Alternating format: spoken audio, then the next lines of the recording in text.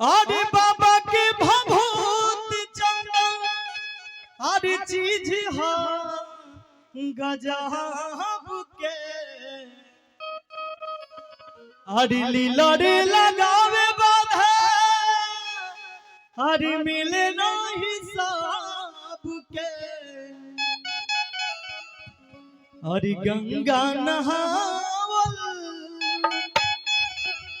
अरे बहुत बात नहीं है अरे जलवा उठावल बहुत बात हो देव घर में आए बहुत बात नहीं है जलवा चढ़ावल बहुत बात होला।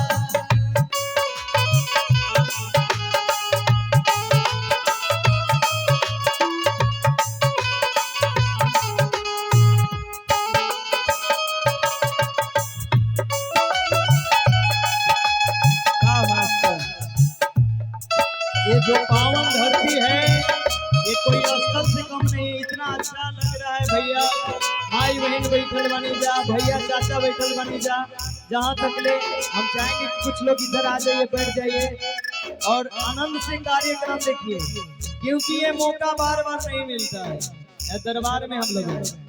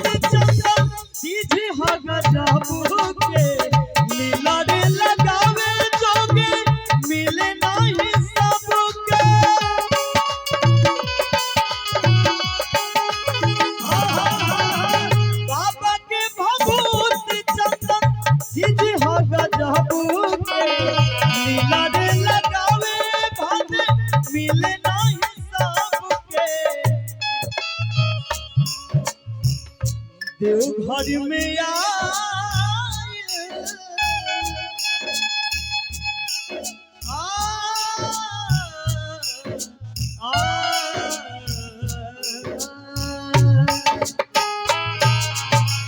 देव घर में आए बहुत बात नहीं है,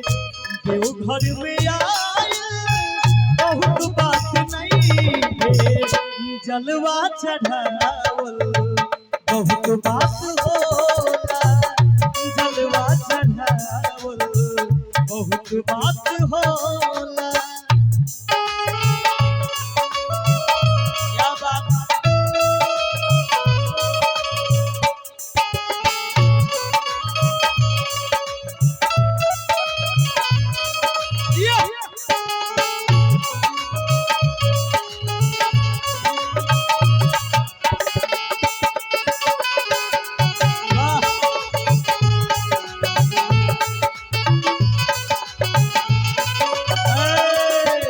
है मतलब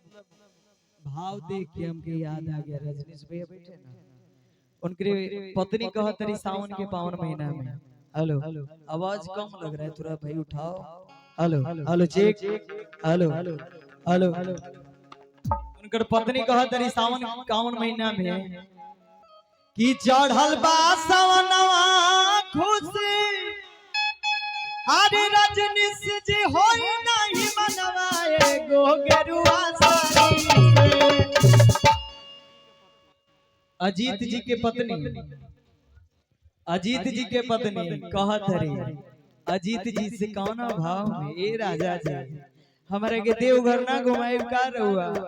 आई देखा तनी गांव के सब औरत जाता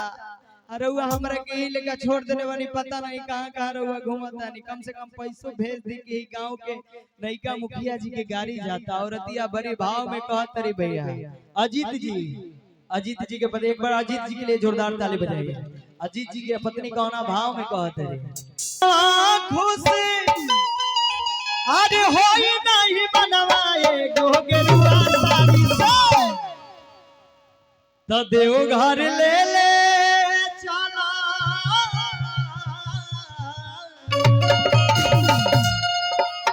तो देव घर ले ले चला अरे बलमुआ हो अजीत भैया के गाड़ी से अरे हौ रजनी सवा के गाड़ी से थोड़ी भजन अच्छा लग रहा है तो जोरदार ताली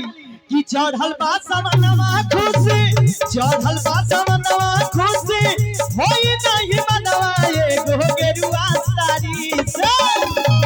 चढ़ल बा समनवा खुशी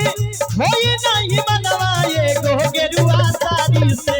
देव घर ले ले चला बलमुआ हो परथवा के गाड़ी से अजीत भैया के गाड़ी से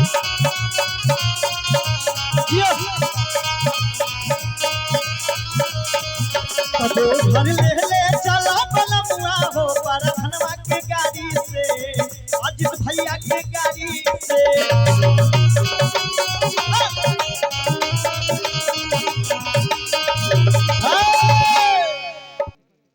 तो देव घर ले ले चला बलमुआ हो परथवा के गाड़ी से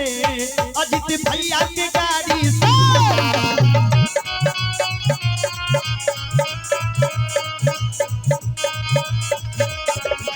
तो देव घर ले ले चला बलमुआ हो परथवा के गाड़ी से अजीत भैया के गाड़ी से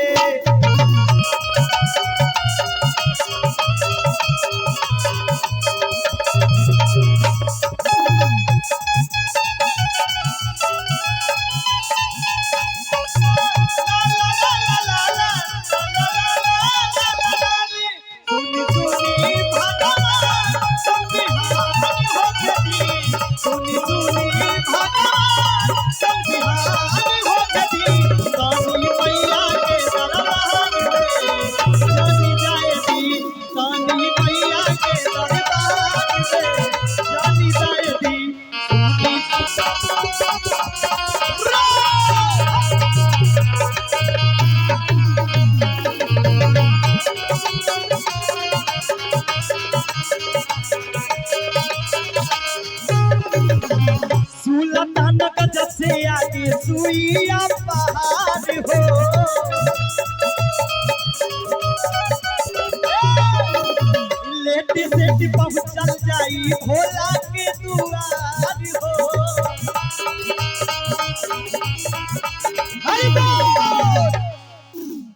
सुल्तानगंज से आगे सुइया पहाड़ हो लेट सेट पहुंचल जाई भोला के दुआर हो कि रउओ संघवा हम हो जाई आरे कान्हे ना दुखाई अजित सैया जी एगो कहवर भारी से औरतिया कहत रे कि रउओ संघवा हम हो जाई आरे कान्हे ना दुखाई अजित सैया जी एगो कहवर भारी से एक बार जोरदार ताली बजा के तो देव घर ले ले चला बलमुआ हो परथवा के गाड़ी से नौका मुखिया के गाड़ी से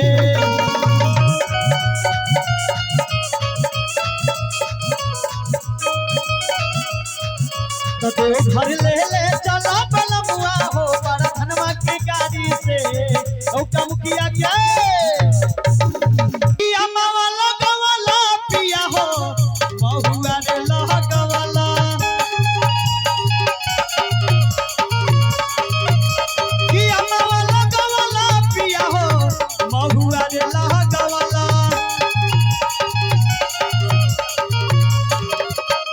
काहे न लगावला पिया हो काहे न लगावला पिया हो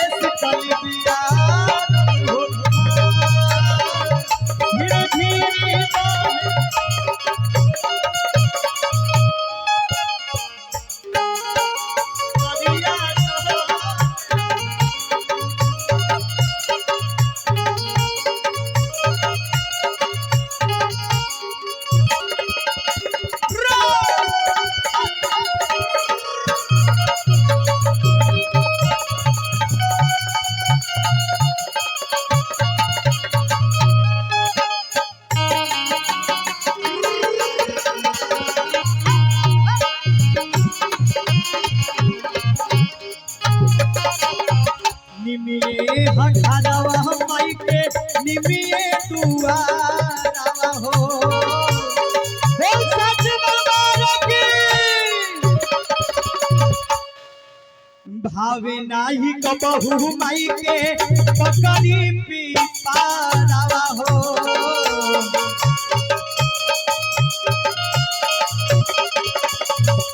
निमिये हघारवा माई के निमिये दुआरवा हो भावे नाही कबहू माई के पकड़ी पीपारवा हो कि अनार लगवाला आर पिया हो आदि अढ़ौल लगवाला कि अनार लगवाला आर पिया हो आदि अढ़ौल कहे न लगावला पिया हो कहे न लगावला पिया हो निमुआ के गछिया कहे न लगावला पिया हो निमुआ के गछिया कहे न लगावला पिया हो निमुआ के आगे एकरे भाव में वो कहता कि अरे आमावा ये मास्टर जोड़ा नहीं कितना अच्छा बजाता है लगावला पिया